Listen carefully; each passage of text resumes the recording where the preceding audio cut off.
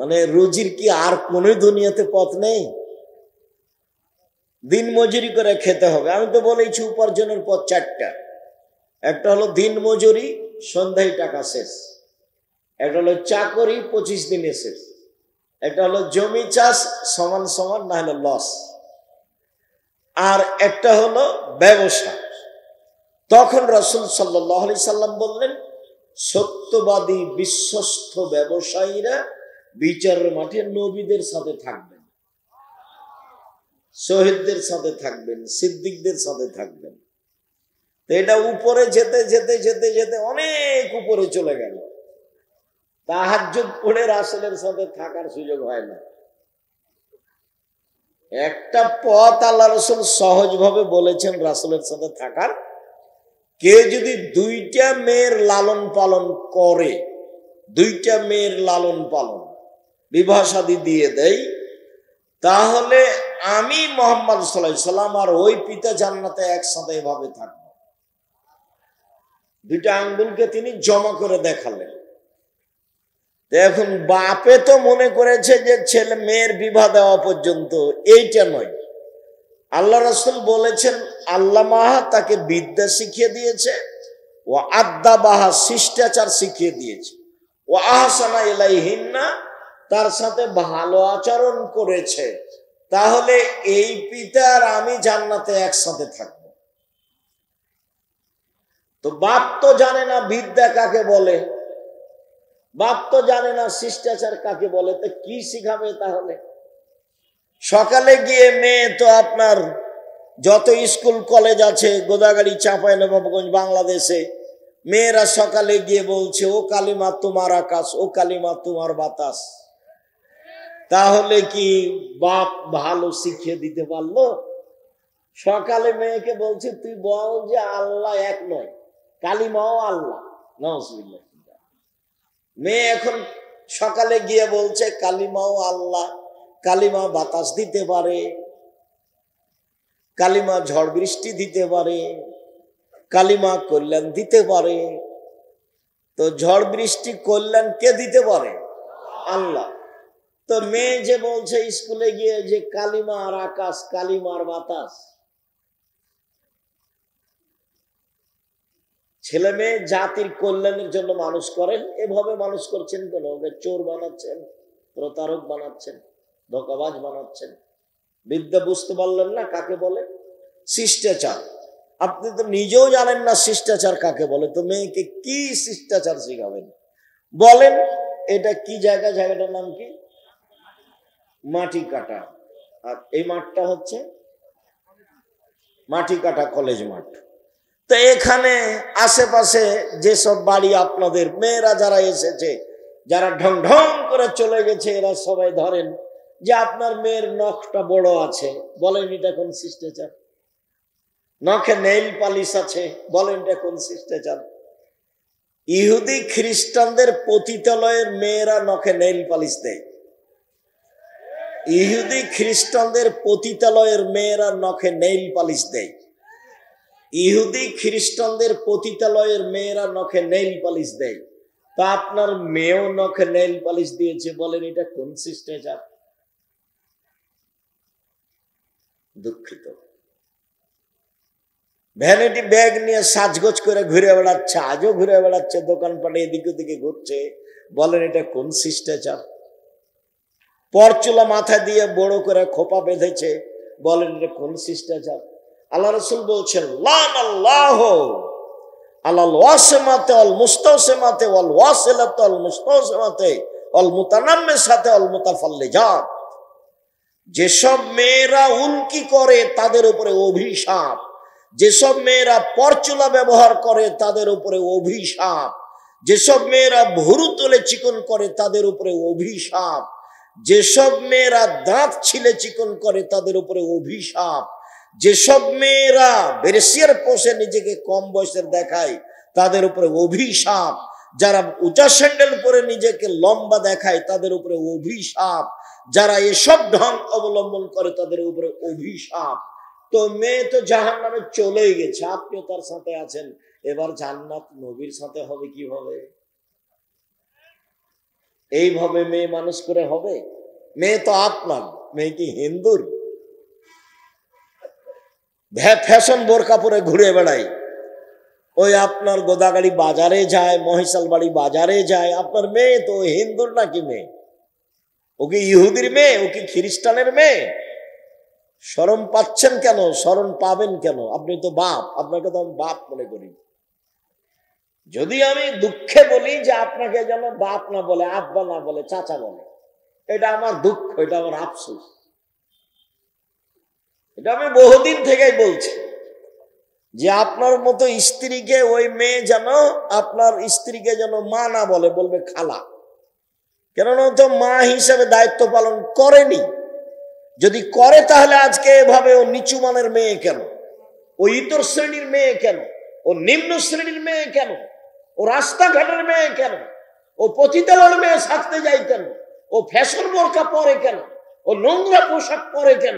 ও বেহায়া ঘুরে কেন? ও চুল দেখিয়ে মানুষকে চলে কি করে? পুরুষের পোশাক পরে কেন?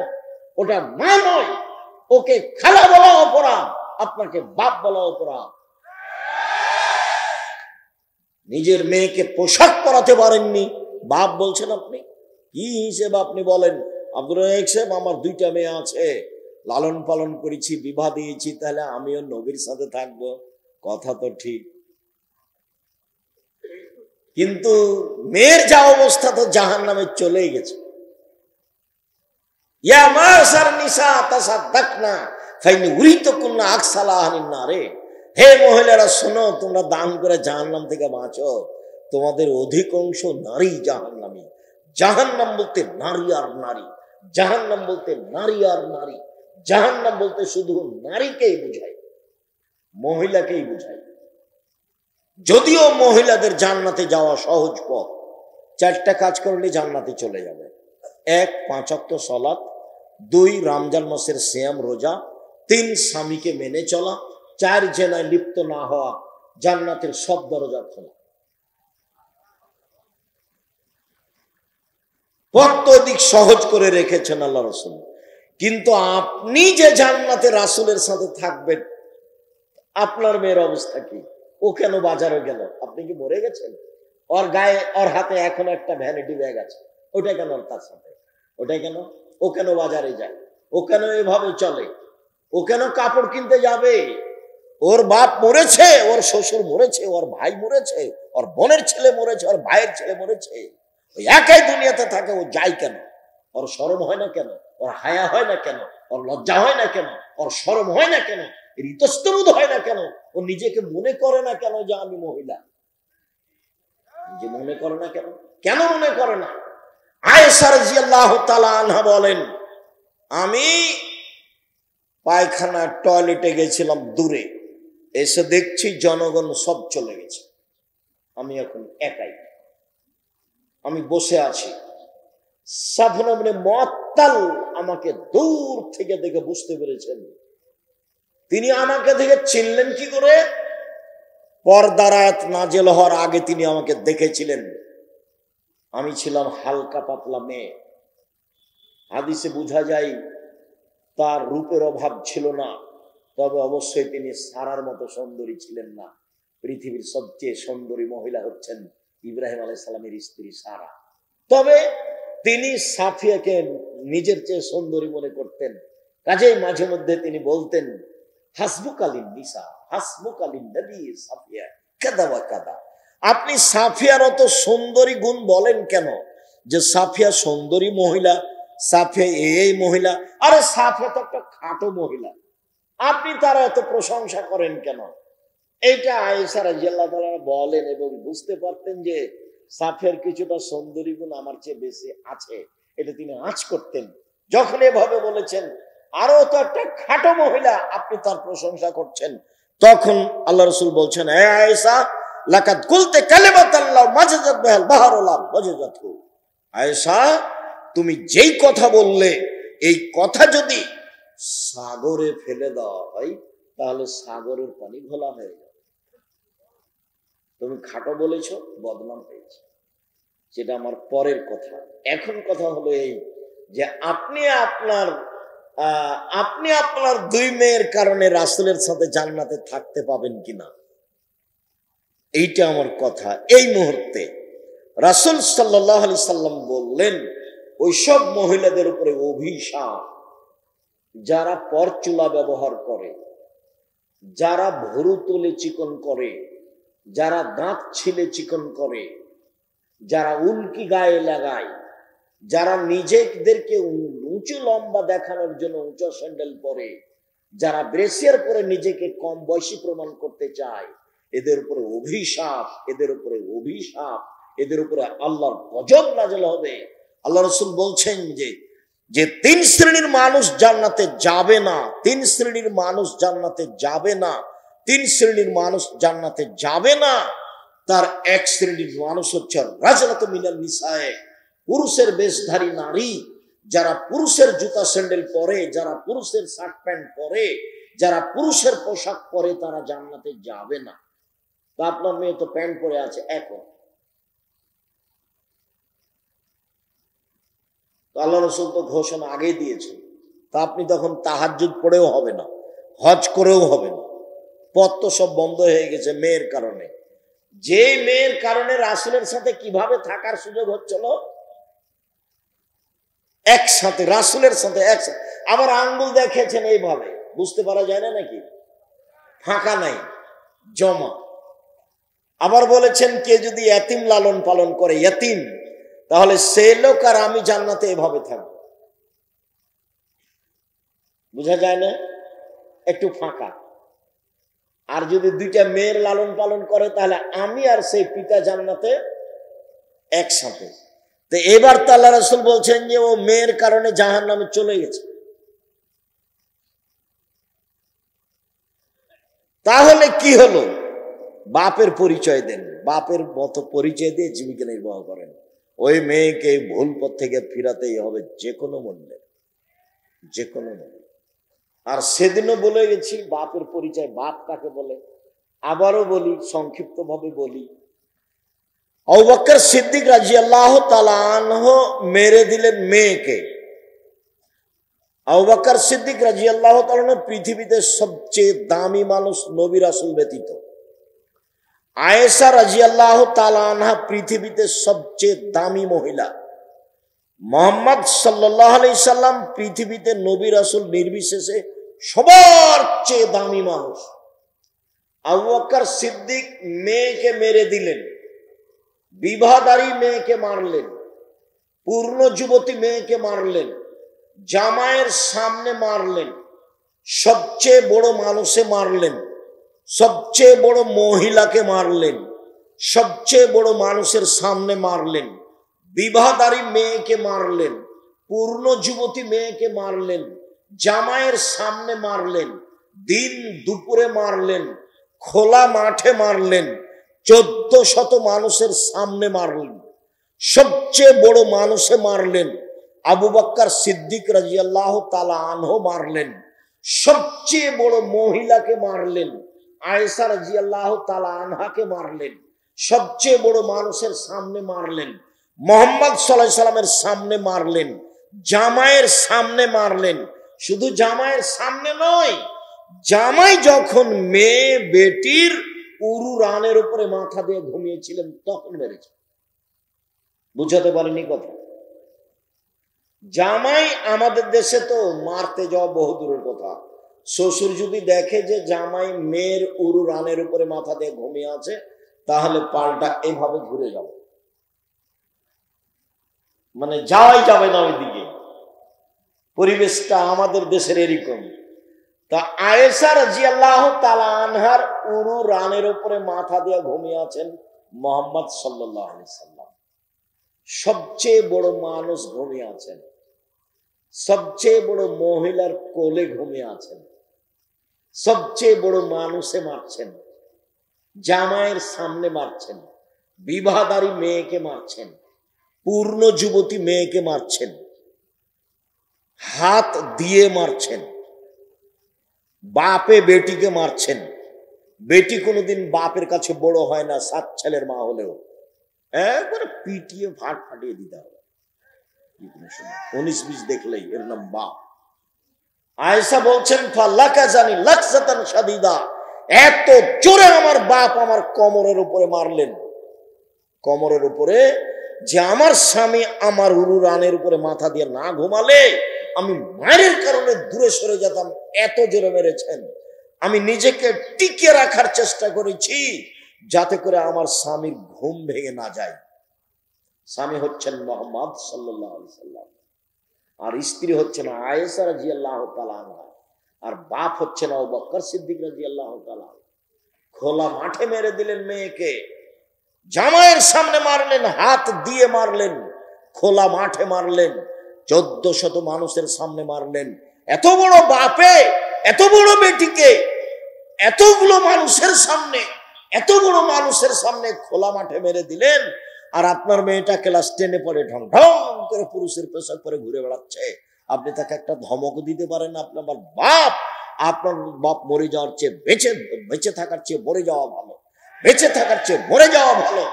আপনার ছেলে মেয়ে লালন পালনের জিম্মেদারি জামিয়া সালাফে নিয়েছে, নিবে ইনশাআল্লাহ, আমি জিম্মেদারি পালন করবো ইনশাআল্লাহ। জামিয়া সালাফে প্রায় 500-র অধিক এতিম অসহায় আছে।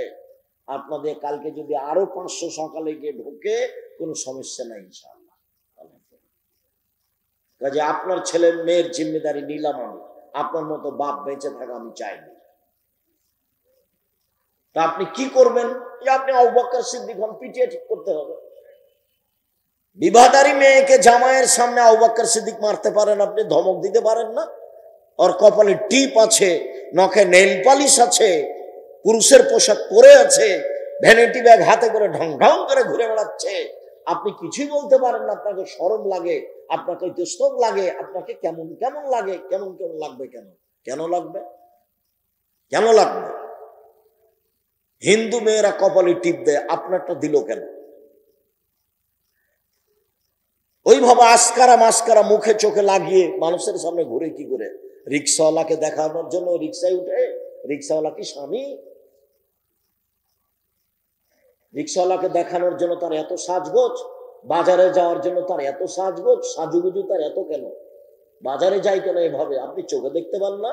আপনার স্ত্রী চোখে দেখতে পায় না? স্বামী স্ত্রী ছাই করতে কলা করতে বেঁচে আছেন?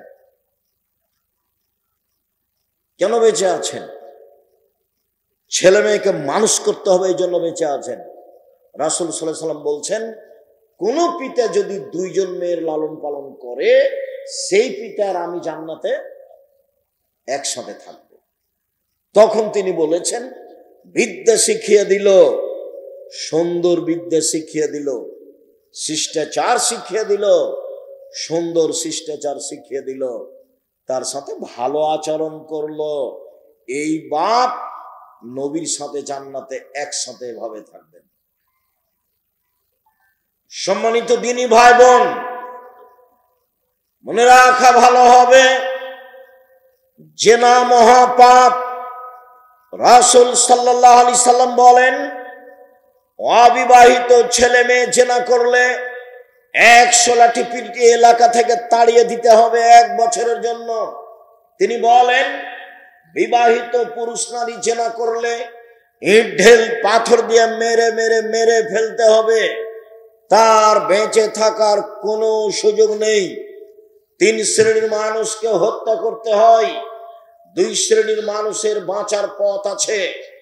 3 শ্রেণীর মানুষকে হত্যা করতে হয়, 2 শ্রেণীর মানুষের বাঁচার পথ আছে। 1, কেউ যদি বলে আমি কোরআন মাজিদ মানি না, তাহলে তাকে সরকারিভাবে হত্যা করতে হবে। ফাঁসির মঞ্চে নিয়ে যাওয়া হয়েছে, ও এখন বলছে আমার ভুল হয়েছে, কোরআন আল্লাহর দেওয়া বিধান, তাহলে তাকে ফাঁস থেকে নামিয়ে নিতে হবে। হত্যার যোগ্য অপরাধ ছিল, স্বীকৃতির কারণে সে বেঁচে গেল। 2, আপনি আমাকে হত্যা করেছেন, আমার বাপ মা আপনাকে হত্যা করে নিবে, তার নাম কিসাস। তবে আপনার বাঁচার পথ আছে। আপনাকে ফাঁসির মঞ্চে নিয়ে যাওয়া হয়েছে, গলায় ফাঁসও দেওয়া হয়েছে, আমার বাপ মা ছুটাছুটি করে বলছে আমরা মাফ করে দিলাম, আমরা মাফ করে দিলাম, আমরা কিসাস নিব না, তাহলে আপনার আর ফাঁসি হবে না। 3, বিবাহ করার পরে যদি কেউ জেনায় লিপ্ত হয়, তাহলে তাকে পৃথিবীতে বাঁচিয়ে রাখার কোনো পথই নেই। কিয়ামত পর্যন্ত কোনো পথ বের হবে না। বিবাহ করার পরে যদি কেউ জেনায় লিপ্ত হয় তাহলে তাকে পৃথিবীতে বাঁচিয়ে রাখার কোনো পথ নেই, পুরুষ হোক আর নারী হোক। জেনা মহাপাপ, জেনা মহাপাপ, জেনা মহাপাপ। এর পরেও যদি তার বিচার না হয়, সে যদি রাতের অন্ধকারে দিনে কোনো জায়গায় নির্জনে বসে আল্লাহকে বলে আমি ভুল করেছি, আমি অপরাধী, আস্তাগফিরুল্লাহ ওয়া আতুবু ইলাইহি, আমি আল্লাহর কাছে ক্ষমা ভিক্ষা চাই, তার কাছে ফিরে যেতে চাই, আস্তাগফিরুল্লাহাল্লাযী লা ইলাহা ইল্লা হুয়াল হাইয়ুল কাইয়ুম ওয়া আতুবু ইলাইহি রাব্বিগফিরলি ওয়া তুব আলাইয়া ইন্নাকা আনতাত তাওয়াবুল গফুর, আল্লাহুম্মা আনতা রাব্বি লা ইলাহা ইল্লা আনতা খালাকতানি ওয়া আনা আবদুকা ওয়া আলা আহদিকা ওয়া আদিকা মাসতাতাতু আউযু বিকা মিন শাররি মা সানাতু আবু লাকা বিনিমাতিকা আলাইয়া ওয়া আবু বিযামবি ফাগফিরলি ফাইন্নাহু লা ইয়াগফিরু যুনুবা ইল্লা আনতা। আল্লাহ এই পাপ তার ক্ষমা করে দিবেন ইনশাআল্লাহ। কেন? এই পাপ কার সাথে জড়িত? আল্লাহর সাথে জড়িত। আপনি দোকানে বসে আমার বদনাম করেছেন, মরা পর্যন্ত ক্ষমা চান, দেখি হয় নাকি? যদি আল্লাহ আপনাকে ক্ষমা করে দেন, আল্লাহ হবেন জালেম। আল্লাহ বলেছেন আমি জুলুম করি না, আমার উপরে জুলুম আমি হারাম করেছি, ইন্নী হারামতু যুলমা আলাইয়া, আমার উপরে জুলুম আমি হারাম করেছি। তুমি যার বদনাম করেছ সেখানে ক্ষমা নেওয়া, এখানে কেন? কথা স্পষ্ট হয়নি? জিন্দেগিতে মুখ খুলবেন না কারণ নামে। ছেলেগুলো ওখানে দৌড়াচ্ছে, আপনারা দেখলেন না? এই ছেলেরা, তোমাদের এখানে লোকজন নেই, তোমরা ওখানে দাঁড়িয়ে আছো কেন? জায়গা নাই নাকি? তোমাদের জন্যই তো আমি এসেছি। ভাইজান, আপনি ওখানে কেন দাঁড়িয়ে আছেন? আমি আপনার জন্যই এসেছি। আমি এখানে কোনো স্বার্থ নিয়ে আসিনি, আমি নির্বাচন করি না এবং আমি কোনো তাফসির মাহফিল করি না। আমার কাছে কোনো উদ্দেশ্য নেই, শুধু উদ্দেশ্য আপনাকে একটু পরকালমুখী করা। আমি আপনার জন্য খাস করে এসেছি। আপনাকে আলোচনা ভারী লাগুক আর হালকা লাগুক, দয়া করে আপনি ধৈর্যের পরিচয় দিবেন। কিছুক্ষণ আপনি অপেক্ষা করবেন, আমি আপনার জন্য এসেছি। আপনারা মহিলারা, আপনারা আমার দিনী বোন, আমি আপনাকে যতই কঠিন করে বলি না কেন, আপনার আমি উপকারের জন্য এসেছি, আপনার আমি কল্যাণ কামনা করি। আপনি আমার দিনী বোন, আমার কিছু করার নেই। রাসূল সাল্লাল্লাহু আলাইহি ওয়াসাল্লাম এইভাবেই বলেছেন। তিনি বলছেন ইন্নাল মারাতা তুকবিলু ফি সূরাতি শায়তান ওয়া তুদবিরু ফি সূরাতি শায়তান, নিশ্চয় মহিলারা শয়তানের বেশ ধরে আসে, নিশ্চয় মহিলারা শয়তানের বেশ ধরে যায়। বলেন তো আমি কি করতে পারি? আল্লাহ রাসূল এইভাবেই বলছেন। এই ছেলে, তোমাদের কি কাজ এখানে? মুখে কথা বলবো না, চুপ। কোনো যদি কাজ করার লাগে চুপ থেকে করো। এখন তো মাঠ চলছে, কোনো কাজ দেখায় না আমাকে। সম্মানিত দিনী ভাই বোন, আমার দিনী বোনেরা, আমি কি করতে পারি? রাসূল সাল্লাল্লাহু আলাইহি ওয়াসাল্লাম এইভাবেই বলছেন। তিনি বলছেন মা তারাকতু বাদি ফিতনাতান আজরাল রিজাল মিনান নিসায়ে, আমার জীবনে আমি ছাড়িনি কোনো বস্তু যেটা পুরুষের জন্য বিপজ্জনক হতে পারে নারীদের চেয়ে। পৃথিবীর মানুষ শুনে রেখো, আমি ছাড়িনি কোনো বস্তু পৃথিবীতে যেটা পুরুষের জন্য বেশি বিপজ্জনক হতে পারে নারীদের চেয়ে। পৃথিবীর মানুষ শুনে রেখো, নারী হচ্ছে তোমাদের জন্য সবচেয়ে বিপজ্জনক বস্তু। নারী হচ্ছে তোমাদের জন্য সবচেয়ে বিপজ্জনক বস্তু। এই মেয়ে, এই ফ্যাশন বোরকা পরেছ কেন? শরম পাও না? তোমার দিকে মানুষ দেখে, তোমার বাপ এটা দেখে না? আমি কি করতে পারি? রাসূল এভাবেই বলছেন। রাসূল সাল্লাল্লাহু আলাইহি ওয়াসাল্লাম বলছেন পৃথিবীর মানুষ ফাত্তাকুদ দুনিয়া ওয়াত্তাকুন নিসা, তোমরা মহিলা থেকে বেঁচে থাকো, দুনিয়া থেকে বেঁচে থাকো। পৃথিবীর মানুষ তোমরা মহিলা থেকে বেঁচে থাকো, দুনিয়া থেকে বেঁচে থাকো। এই দুনিয়া হচ্ছে জড় বস্তু, অত্যাধুনিক যন্ত্র। যেভাবে বসে আছেন সেভাবে ছবি ধরে রাখছে। মহিলার গায়ে হাত লাগালে ওইভাবেই ছবি ধরে রাখছে মাটি। ভাবির সাথে এসেছো মোটর সাইকেলে, ওইভাবে মাটি ছবি ধরে রাখছে। পৃথিবী হচ্ছে সবচেয়ে অত্যাধুনিক যন্ত্র। বিচারের মাঠে সব সাক্ষী দিবে। সেদিন তুমি বেকায়দায় পড়ে যাবা। ভাবির সাথে এভাবে গল্প করো না। সেলিকার সাথে এইভাবে কথা বলো না, পরকাল হবেই। আর এইভাবে দল সংগঠন করে মারামারি করে মানুষকে জেল হাজতে দিয়ে মানুষকে অপমান করে নির্যাতিত করে দুনিয়ায় সফলতা অর্জন করিও না। জুলুম করিও না, জুলুম করো না, মানুষকে অপমান করো না, মানুষকে হত্যা করো না, মানুষকে জেল হাজতে দিও না, নইলে তোমার অপমান ঘনিয়ে এসেছে, আসবেই। যে যত বড় জালেম তার দুনিয়াতে ধ্বংসর সময় তত কম। তোমাদের নেত্রীর সময় ছিল মাত্র 45 মিনিট, আর ফেরাউনের সময় ছিল 3-4 মিনিট, আর আদ সামুদ মিনিটই পায়নি, বাস নাই। আদ সামুদ ওরা মিনিট পায়নি, বিদ্যুৎ চমকে উঠেছে, নাই, গেছে দুনিয়াতে। জুলুম করো না, এভাবে মানুষের বিরুদ্ধে যায়ও না, দল সংগঠন করে মানুষের বদনাম করো না, গীবাত করো না। আমি আব্দুর রাজ্জাক বিন ইউসুফ আপনার বাড়ির মানুষ, আমি আপনাকে কাছে থেকে বলছি, আমি আপনার ঘরের মানুষ, আপনাকে আমি ভাই মনে করে বলছি, দেশের লোক মনে করে বলছি। নিজের জন্য যেমন বাঁচা চাই, আপনার জন্য আমি তেমন বাঁচা চাই। উপস্থিত বৈঠকের মহিলারা শোনেন, আপনি উল্টা বুঝিয়েন না। আপনার নেতা যা বলেছে, আমি যা বলছি আমারটাই ঠিক, এ কথাই ঠিক, এ কথাই ঠিক, এ কথাই ঠিক। জাতির যদি রাস্তাঘাট করে দিতে না পারি, জাতির যদি স্কুল কলেজ করে দিতে না পারি, জাতিকে চূড়ান্ত সঠিক ধর্ম দিতে পারবো ইনশাআল্লাহ। ধর্মের ব্যাপারে জাতিকে ফাঁকি দিয়ে পরকাল হারাতে না যেরই।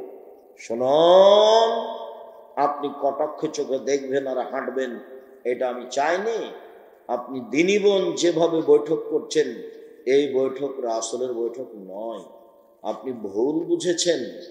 কোরআন মাজিদের গায়ে যদি মিথ্যে কথা লেখা থাকে, 35 বছর থেকে দেখাচ্ছি, কতদিন থেকে? 90 সাল থেকে দেখাচ্ছি। কোরআনের গায়ে যদি পাতা পাতা মিথ্যা দোয়া লেখা থাকে, পরের পৃষ্ঠা আছে, এক পৃষ্ঠা একটা বাক্য রাসূলের নয়। 35 বছর থেকে বলছি, 90 সাল থেকে বলছি। কোন মায়ের বেটা প্রমাণ করতে পারে যেটা রাসূলের বাক্য? কোরআনের গায়ে যদি মানুষ মিথ্যা কথা লিখতে পারে, ধর্মের বহির্জগতে মানুষ মিথ্যা কথা বলবে? কোরআন মাজিদ খুলে মানুষ বলছে, দেখেন আল্লাহ বলছে মিলাদ করতে হবে।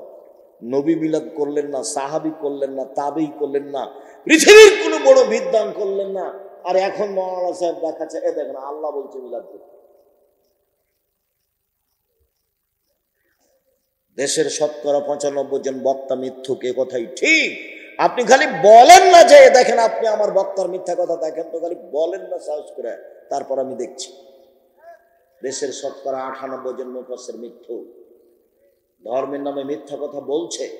আপনি বই পড়েন না, আমি তো চেষ্টা চালাচ্ছি আপনার সাথে থাকার, প্রতিষ্ঠান দিয়ে, কলম দিয়ে, মিডিয়া দিয়ে সব সময় চাচ্ছি, মনে বড় সাধ, এই দেশের মাটিতে আমি উন্নত মানের প্রতিষ্ঠান গড়বই ইনশাআল্লাহ, যেখানে ছেলে মেয়ে বাংলা, ইংরেজি, আরবি উন্নত মানের শিক্ষা অর্জন করে জাতির অন্যায়ের বিরুদ্ধে লড়বে, মুখে কলমে মিডিয়ায় লড়বে ইনশাআল্লাহ। জীবন বাজি রেখে চেষ্টা চালিয়ে যাচ্ছি এবং তারা লড়ে যাচ্ছে। মুখে আছি, মিডিয়াতে আছি, কলমে আছি, দিন রাত আছি, কোন জায়গাতে জেনে শুনে সজ্ঞানে সরিষা সম পরিমাণ স্বার্থের আশ্রয় নিনি। উপরওয়ালা দেখছে 90 সাল থেকে না আজ পর্যন্ত একটা বাক্য স্বার্থে বলিনি। কোনো স্বার্থ নেই এখানে, স্বার্থ একটাই, আল্লাহকে সন্তুষ্ট করা, আপনাকে পরকালমুখী করা। যেহেতু মরতেই হবে এটা আপনি বুঝছেন, তারই মানে পরকালমুখী। কেন আপনি দোকানে বসে আড্ডা পিটা মানুষের বদনাম করেন? আপনি কি বুঝেন? আপনি কেন বললেন যে ওই চেয়ারম্যান খারাপ? মুখ খুললেন কেন? সাংবাদিক, তুমি কি বুঝো যত কথা লিখেছ তার জবাব কি হবে? এই ছেলে, তোমাকে বলি, তোমার বন্ধু সাংবাদিক, শুনে যাও, তাকে বলে দিও। এদিকে দেখো, রাসূল সাল্লাল্লাহু আলাইহি ওয়াসাল্লাম বলেছেন, মান সাতারা মুসলিমান সাতারাহুল্লাহ ফিদ দুনিয়া ওয়াল আখিরা। কেউ যদি মুসলমানের দোষ ত্রুটি ঢেকে রাখে, তাহলে আল্লাহ ওই লোকটার দোষ ত্রুটি দুনিয়াতেও ঢাকবেন, কিয়ামতের মাঠেও ঢেকে দিবেন। আর একটু দেখো, যে কারো বদনাম করবে না, পেপার পত্রিকায় কারো কথা লিখবে না, মুখ খুলবে না কারো ব্যাপারে, তাকে আল্লাহ বিচারের মাঠে নিয়ে আসবেন। নিয়ে এসে অন্য থেকে বাহু দিয়ে ঢেকে নেবেন, কেউ যেন দেখতে না পায়। নিজে আল্লাহ নিয়ে তার খাতাটাকে দেখাবেন, দেখো তো এই পাপ তুমি চিনতে পারো, দেখো তো এগুলো পাপ চিনতে পারো, জি এগুলো আমারই পাপ। তো তুমি কি আমাকে কিছু বলতে চাও? জি না, আমি কিছু বলতে চাই না। তো তুমি কি মনে করো যে আমার ফেরেশতারা অন্যায় লিখেছে? জি না, সেটা আমি মনে করি না। তখনও বুঝবে যে আমার নাম, আমি জাহান্নামে চলেই গেছি। তখন আল্লাহ বলবেন, দেখো তোমার একটা স্বভাব ছিল, খাসলত ছিল মানুষের দোষ ত্রুটি ঢেকে রাখা। তুমি যদি মানুষের দোষ ত্রুটি গোপন রাখতে পারো, আমি আল্লাহ তোমার দোষ ত্রুটি গোপন রাখতে পারি না। যাও, তোমার বিচার হবে না, মাফ করে দিলাম তোমাকে, তুমি জান্নাতে চলে যাও। গুণ কি গুণ বলেন তো, কি গুণ? মুহাম্মদ সাল্লাল্লাহু আলাইহি ওয়াসাল্লাম কিভাবে দেশ ঢেকে রাখতেন সেটা আমি একটু পরে বলছি। আমি একটু বুঝাই গীবাত কাকে বলে, বদনাম কাকে বলে। সুদ মহাপাপ, জেনা মহাপাপ, সুদ মহাপাপ। রাসূল সাল্লাল্লাহু আলাইহি ওয়াসাল্লাম বলছেন, মায়াকুল দিরহাম রিবা ওয়া আলাম আসাদ মিন সিত্তাতি সালাসিনা জিনিয়া। কেউ যদি জেনে শুনে 1 টাকা সুদ খায়, 36 বার জেনা করে যত পাপ হবে, 1 টাকা সুদ খেলে তার চেয়ে বেশি পাপ। যেটা মানুষ দিন রাত করছে। কিস্তি তুলেছেন কেন? এই ছেলে, তোমার মা কিস্তি তুলেছে কেন? খালা বলে ডাকতে বললাম যে তোমার এটা খাবো না, প্রয়োজন আমি ভিক্ষা করে খাবো। ভিক্ষা করে খাওয়া কেন? মানুষের বাড়িতে কাজ করে খাওয়া। আমি ভিক্ষা করার কথা বলি তোমার বাপকে খাটো করার জন্য। তোমার বাপ তোমার জন্য কেন যৌতুক নিবে কেন? তখন আমি কষ্ট পেয়ে বলেছি, বাপ বেটা ভিক্ষা করে খাও। যৌতুক নিয়েছো কেন? আগামীকাল সন্ধ্যা হতে হবে, যৌতুক ফেরত দিতে হবে। দিন মজুরি করে থাকো, মোটর সাইকেল নিলে কেন? বলে আমাকে খুশি হয়ে দিয়েছে। বেটা, তোমার শ্বশুর মোটর সাইকেলটা ফকিরকে দেয় না কেন? তাহলে তো বোঝা যায় খুশি হয়ে দেয়। তোমার স্বভাব খারাপ, তোমার বাপেরও স্বভাব খারাপ। পরের দেওয়া মোটর সাইকেলে গড়ে বেড়াও আর এগুলো বদনাম করে বেড়াও। দেখি আব্দুল্লাহর শ্বশুর বলুক তো দেখি, আব্দুল্লাহর শ্বশুর, আব্দুর রহমানের শ্বশুর, আব্দুর রহিমের শ্বশুর বাবার ক্ষমতায় আমার সামনে মুখ খুলতে পারে, মুখ খোলার সাহস রাখে না, মানে ওর ধারে কাছে যেতে পারবে না। বিশ্বাস করো, আল্লাহর অশেষ রহমত, আমি আমার জীবনে কোনোদিন সভাপতি, সেক্রেটারি, মসজিদের কে দায়িত্বশীল তাকে হিসাব করে আমার জীবনে আমি কোনোদিন একটা বাক্য বলি। আমি আমার মতো বলি, সুলি হবে না ফাঁসি হবে সে বিবেচনা আমি কোনোদিন করিনি। আমি মুসলিম চির রণবীর, মরণকে করি না ভয়, মরলে শহীদ বাঁচলে গাজী, উভয়ই সমান, মরলেও জান্নাত বাঁচলেও জান্নাত, উভয়ই সমান। পিছনে হটে কোনোদিন কথা বলার প্রয়োজন মনে করিনি। আমার মনে হচ্ছিল সারা বাংলাদেশে আমি একাই আছি যে করোনার 5 পয়সা দাম দিল। বিমানবালা মেয়েটা বলছে মাস্ক লাগান, আমি যে ধৈর্য ধারণ করো, মাস্ক লাগান, যে ধৈর্য ধারণ করো, মাস্ক লাগান, ধৈর্য ধারণ করো। খুব যখন বাড়াবাড়ি বলছে তখন আমি বলছি তোমার মালিকের তোমাকে চাকরি দেওয়া ঠিক হয়। আমি যখন উঠি বিমানে তখন আমার মুখে মাস্ক ছিল না, তুমি দেখনি, আমাকে উঠালে কেন? আমি আব্দুর রাজ্জাক বিন ইউসুফ মাস্ক দিয়ে ভাগ্য বাড়াতে রাজি নই, যা হবে হবে।